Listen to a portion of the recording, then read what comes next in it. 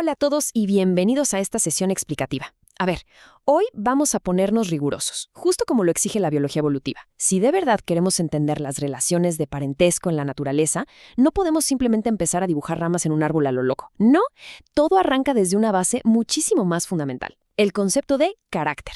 Piénsenlo así, esta es nuestra piedra angular, es la unidad mínima de información. Literalmente, sin los caracteres, la sistemática filogenética simplemente no existiría, así de simple. Para que no nos perdamos, esta es nuestra hoja de ruta para el análisis de hoy. Primero, veremos la naturaleza de los caracteres, luego sus estados continuos y discretos. Pasaremos a la eterna batalla entre homología y homoplasia, entenderemos la polaridad evolutiva, buscaremos esas sinapomorfías clave y al final armaremos nuestra hipótesis filogenética. Empecemos. Sección 1. La naturaleza de los caracteres. Antes de ponernos a medir organismos en el laboratorio, tenemos que hacernos una pregunta súper importante. ¿Qué es exactamente la información biológica? Imaginemos por un momento la teoría de la información. Igual que las letras de un alfabeto funcionan como símbolos que forman un mensaje para nosotros, en biología pasa exactamente lo mismo. Los rasgos, ya sea la morfología de una estructura o una secuencia de ADN, son verdaderos portadores de información evolutiva. Cada carácter es como un símbolo que nos ayuda a decodificar este gigantesco mensaje que es la evolución. Ahora, para ser sistemáticos de verdad, debemos definir muy bien qué es un estado de carácter. Y sí, ya sé, usar el tanque de un inodoro suena como un ejemplo rarísimo para una clase de biología, pero fíjense que es la máquina simple perfecta para entender esto. Un estado es básicamente la condición en la que existe un objeto en un momento dado. El tanque o está lleno o está vacío, ¿cierto? No puede estar en los dos estados al mismo tiempo. Son mutuamente excluyentes. Y esta misma lógica binaria es la que debemos aplicar al observar los rasgos de cualquier ser vivo. Sección 2. Estados continuos y discretos. Cuando vamos al campo, nos topamos con nuestro primer gran problema práctico. La naturaleza es súper fluida y variada. Entonces, ¿cómo clasificamos todo este caos en unidades que podamos medir? El truco está en distinguir dos categorías. Por un lado, tenemos los caracteres discretos. Aquí un organismo tiene un estado o tiene otro. No hay puntos medios ambiguos. Por ejemplo, la presencia de una estructura anatómica o el número exacto de pétalos de una flor. Pero por otro lado, están los caracteres continuos, como la altura de un individuo o la longitud de un pico. Y cuidado aquí, porque estos requieren una precisión matemática brutal. Si agarramos mal un rango continuo, los datos se nos solapan y la interpretación se va por la borda. Y aquí viene la parte genial. ¿Cómo hacemos para que una computadora analice esto? Pues mapeamos un carácter discreto, binario, digamos, la presencia de pelo, usando números.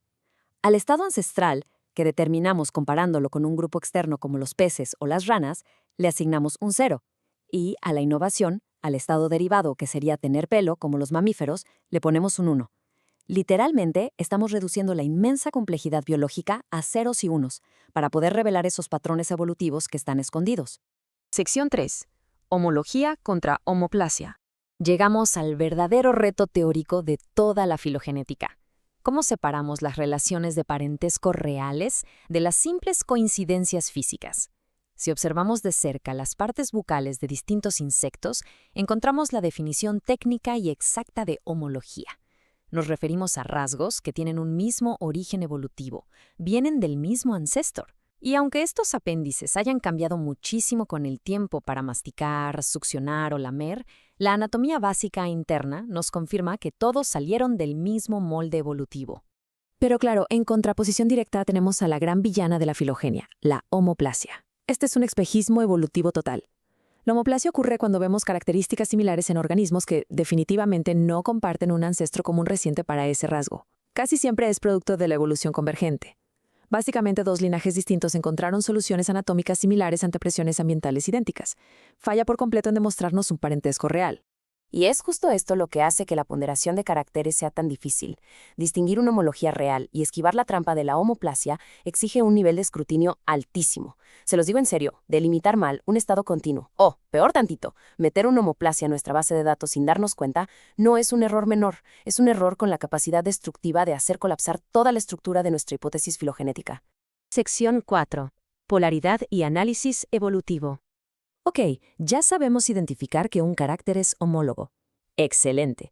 Pero eso por sí solo no nos sirve de mucho si no logramos comprender la dirección temporal en la que ocurrió ese cambio evolutivo.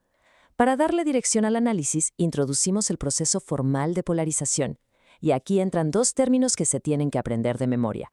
Plesiomorfía, que designa el estado ancestral o primitivo de un carácter, y apomorfía, que es el estado derivado, o sea, la gran innovación evolutiva más reciente. Ahora, ¿cómo descubrimos esa polaridad direccional? En la sistemática aplicamos dos criterios principales. Primero, el método ontogenético. Aquí nos ponemos a analizar cómo se desarrollan las estructuras desde que el organismo es joven hasta su forma adulta, buscando pistas ancestrales. Y segundo, que es muchísimo más robusto, la comparación con el grupo externo. Básicamente, miramos el estado de un carácter en un linaje cercano, pero que sabemos con certeza que se separó evolutivamente mucho antes que nuestro grupo de estudio interno. Sección 5. Identificando sinapomorfías clone. Teniendo clarísima la dirección evolutiva, llegamos al clímax de toda esta metodología. Todo el rigor anterior sirve exclusivamente para lograr encontrar esos datos específicos que definen a los grupos naturales. A esto le llamamos sinapomorfía, que visualmente son esos nodos negros clave en un cladograma. Estrictamente hablando, es un estado de carácter derivado, una apomorfía, que tiene la cualidad de ser compartido por al menos un par de grupos taxonómicos. Es esa herencia nueva que compartieron justo en el instante en que su linaje se separó del resto. Y de ahí sacamos el postulado más importante del día. Encontrar verdaderas sinapomorfías es el santo grial del trabajo sistemático. Son ellas, y absolutamente solo ellas, las que nos dan una evidencia válida y definitiva de ascendencia común. Sirven como los auténticos marcadores de nuestra historia evolutiva compartida. Sección 6. Construyendo la hipótesis filogenética. Es momento de la síntesis total. Todas estas definiciones conceptuales de los caracteres se ensamblan ahora en un modelo científico tangible a través de una matriz de datos.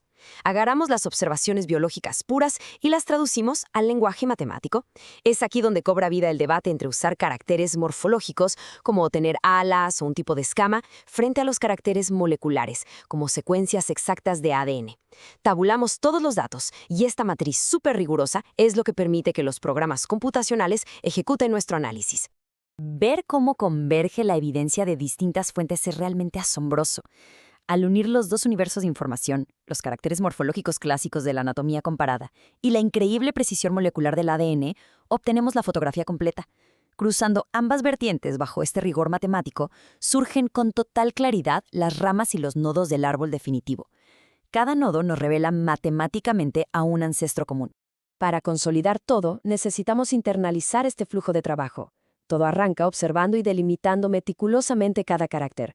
Luego, clasificamos si es discreto o continuo. Tercero, lo polarizamos en el tiempo evolutivo para hallar las apomorfías. Cuarto, identificamos cuáles de esas son sinapomorfías genuinas. Y quinto, vaciamos todo en nuestra matriz para construir la hipótesis evolutiva.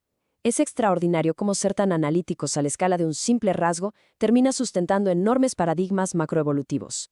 Para finalizar nuestra explicación de hoy y dejarles algo en qué pensar, cerremos con una pregunta bastante provocativa. Si entendemos que la delimitación inicial del carácter es el paso absolutamente decisivo, ¿qué pasaría si un espejismo evolutivo, digamos una homoplasia súper escondida, se llegara a codificar por error como si fuera una sinapomorfía real? El nivel en el que esto alteraría nuestra comprensión del árbol de la vida sería monumental. Por eso, en la sistemática filogenética, la rigurosidad con los datos iniciales no es solo un paso metodológico más, es literalmente la esencia misma de la ciencia evolutiva.